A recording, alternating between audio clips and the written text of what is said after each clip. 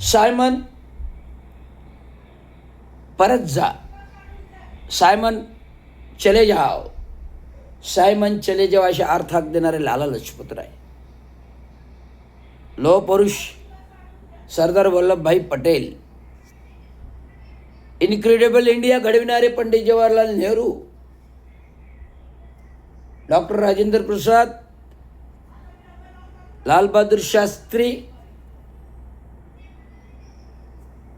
मौलाना आझाद, नेताजी सुभाषचंद्र बोस, परमहंस या सर्वांनी स्वतंत्र भारताच्या क्रांतीमध्ये भाग घेतला. आणि त्यात सगळ्यात पुढे शांतीची क्रांती घेणारे महात्मा गांधीजी हे होत. तर डॉक्टर बाबासाहेब आंबेडकर यांची महान भूमिका आहे त्याच्यामध्ये, हे स्वतंत्र घडविण्यामध्ये. त्यामुळे स्वतंत्र भारताची चळवळ ही ब्रिटिशांना हाकलण्यासाठी होती. तेच ब्रिटिशांची चळवळ हाकलण्यानंतर स्वतंत्र महाराष्ट्र घडविण्याची चळवळ होती, ती म्हणजे 1 मे महाराष्ट्र दिनाची. ते आज आपण महाराष्ट्र दिन साजरे करतो. आता वर्तमान स्थितीमध्ये काय झालेलं आहे, जे आलेलं मोदीचं सरकार आहे 2014 आपकी बार मोदी सरकार, हर घर घर में 15 लाख, हर किसान को अनाज, हर युवा को नौकरी, हर इंसान को मकान अशा जुमलाबाजी घोषणा देऊन लोकांना विश्वास संपादन केला. लोकांनी बहुमताने निवडून दिलं. पण परिणिती काय झालं, या देशाच्या आलेलं सरकार भारतीय जनता पार्टीच्या यांच्याकडे काही अभ्यास नव्हता, यांच्याकडे काही काम नव्हतं.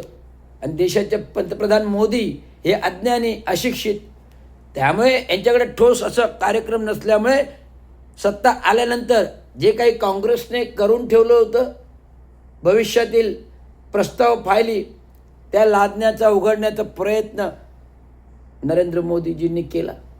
त्यातली पहिली फाईल जी ओपन केली ती काळा पैसा भारतात आणण्याची आणि 8 नोव्हेंबर 2016 रोजी नोटबंदी करण्याची, जी भारताचे विद्वान पंतप्रधान मनमोहन सिंग जे गव्हर्नमेंट राहिले, त्यांचे नोटांवर शिवाय पंतप्रधान झाले, त्यांनी जे काही बनवलं होतं, अभ्यास केला होता, 8 नोव्हेंबर 2016 त्यांनी नोटबंदी लागू केली. जे मनमोहन सिंगांनी का लागू केलं नाही, आम्ही गरिबांचा विचार केला तर त्याच्यावर काय परिणाम होतो. पण मोदींनी जरासुद्धा गरिबीचा विचार केला नाही, तर धनिकांचा विचार करण्यासाठी 8 नोव्हेंबर 2016 नोटबंदी केली आणि धनिकांचा काळा पैसा सफेद करून दिला. जे 2500च्या नोटा राहिल्या. आपकी बार 8 नोव्हेंबरला जी काही घोषणा झाली, सायंकाळी मी ऑफिसमध्ये, आपकी बार 500 और 1000 के नोट टेंडर नहीं रहेंगे, आपकी बार 500 और 1000 के नोट टेंडर नहीं रहेंगे. दिसंबर 30 तक 31 तक, दिसंबर 31 तक जिसके पास भी 500 1000 के नोट हो वो बैंक में जमा करवाए.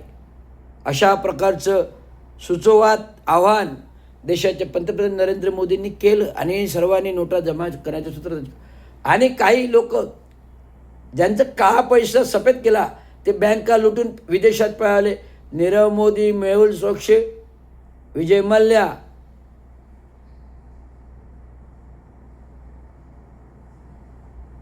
नीरव मोदी, मेहुल चोक्सी, विजय मल्ल्या आणि नरेंद्र मोदी ह्यांनी चौघांचं स्कॅम करून ह्या लोकांना विदेशात पळून जायला जे कोणी भाग पडले ते नरेंद्र मोदीने पाडलं ना. मैं देश का काला पैसा, मैं देश का काला धन भारत हिंदुस्तान में लेके आऊंगा, मैं देश का काला धन हिंदुस्तान में लेके आऊंगा. अरे देशाचा काळा धन तर आलाच नाही, पण जो काही सफेद धन होता तो पण बाहेर परदेशात गेला आणि गोरगरिबांना बँकेच्या लाईनमध्ये उभे करून गेला. हे झालं पहिलं टर्म. दुसरं टर्म 2019ची टर्म आली, बहुमतानं आलं ना. मग 370 कलम काय, भारताच्या स्थावर मालमत्ता काय, सगळ्या विक्रीच खाजगीकरण करून रिलायन्स अंबानी आणि अदानी, रिलायन्स अंबानी आणि अदानी या दोनच गुजरात्यांना अख्खा देश विकला.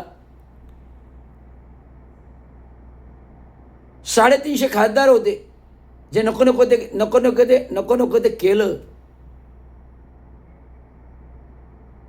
निवडणूक पूर्व 1900 पुलवामा घडवलं, एअर स्ट्राईक घडवलं, आणि जेव्हा 24ला लोकसभेच्या निवडणुका झाल्या, गेल्या वर्षी 22 एप्रिलला पहलगाम घडवलं. आता 1 वर्ष झाला पहलगामला. अतिरेकी कुठून आले, कसे आले? धुरंधर चित्रपट पाहिला, ह्याच्यामध्ये पाकिस्तानमध्ये फोफावणारा दहशतवाद आणि भारताचं चलन हे पाकिस्तानमध्ये डुप्लिकेट तयार होतं, आणि हे चलन भारतामध्ये विकृत करून भारताची अर्थव्यवस्था खिळखिळी करायचा प्रयत्न केला जातो. आणि दहशतवाद जो आहे तो भारतात आणण्याचा प्रयत्न जर कोणी केला असेल तर BJP RSS लोकांनी केला. BJP RSS लोकांनी, हे त्याचं प्रतीक आहे. होतं काय, हे धुरंधर पिक्चरमध्ये जे काही दाखवले, जे काँग्रेसच्या कालावधीतल्या घटना आहेत, ते आपल्या नावावर घेण्यासाठी सर्वश्रुत नरेंद्र मोदीजी करत आहेत. मी सांगू इच्छितो, आज 1 मे महाराष्ट्र दिनी हे मी जे काही प्रबोधन करत आहे हे अभ्यासपूर्वक आहे, असं आलतू फालतू नाही, अभ्यासपूर्वक आहे.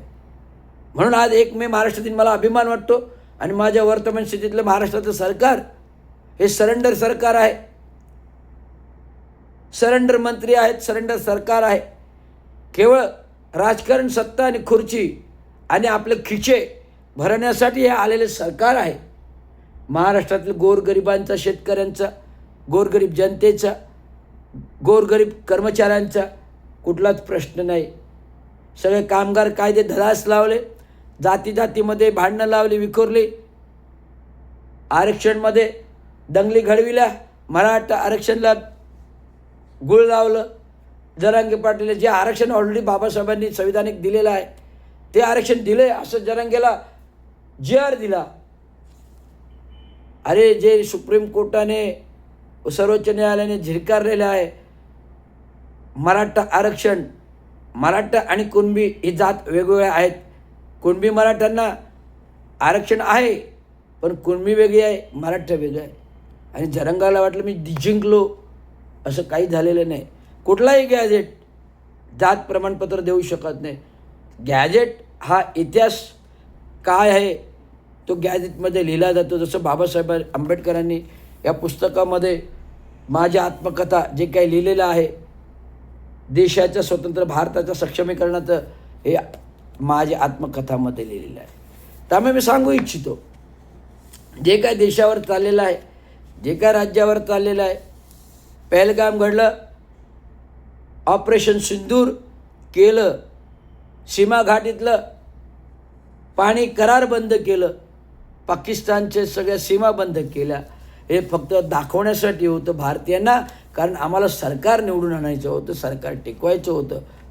आणि आधी सरसंघचालक मोहन भागवत काय म्हणतात आहे, 1947 15 ऑगस्ट स्वातंत्र्य हे स्वातंत्र्य नव्हे. तर आत्ता मोदींनी जे काही 2014 निवडून आले, जे काही दिले ते स्वातंत्र्य. म्हणजे काँग्रेसचा 67 वर्षाचा कार्यकाल, ज्याला 150 वर्षाचा कार्यकाल आहे, ते काय वायफळ होतं. आज जर काँग्रेसने हा देश घडवला नसता तर आज मोदीची सत्ता बसली नसती. तुम्ही त्या काही इंदिरा गांधींना, आयर्न लेडी, ज्याने उभ्या पाकिस्तानला धोबी पछाड करून बांगलादेश निर्मिती केली, चीनला पण धोबी पछाड केलं 1965 आणि 1970 पाकिस्तानला धोबी पछाड करून बांगलादेश निर्मिती, त्या Indian iron lady Indira Gandhi. अमृतसरमध्ये शीख अतिरेकांचा खात्मा केला, राजीव गांधीने LTTEचा खात्मा केला. त्यामुळे दोघांनाही एमसदमी जावं लागलं, इंदिरा गांधींनाही आणि राजीव गांधींनाही. अशा या नेहरूच्या घराण्यावर मोदीजी बोलत आहेत, लाज वाटायला पाहिजे. 1970 में क्या हुआ, 1971 में क्या हुआ, पंडित जवाहरलाल नेहरू ने क्या किया, क्या नहीं किया. अरे पिछले भूतकाल में जाने के बजाय वर्तमान काल देखो, असं प्रियंका गांधी संसदमध्ये म्हणाल्या. वर्तमान स्थिति में आपने क्या क्या किया, कितने जन को नौकरी दी, कितनी गरीबी हटाई, कितने नोटबंदी से किया, कितने देश बेचा और लोगों को आपने क्या दिया, हे प्रियंका गांधी बोलल्या. आज एवढी नाचक्की आहे देशाच्या पंतप्रधानांनी. आज ट्रम्प सुद्धा भारतावर डाफरतो. आज ट्रम्प सुद्धा भारतावर का डाफरतो? जो भलाढ्य भारत, कधी कुठला पंतप्रधान यांना झुकला नाही परराष्ट्राला.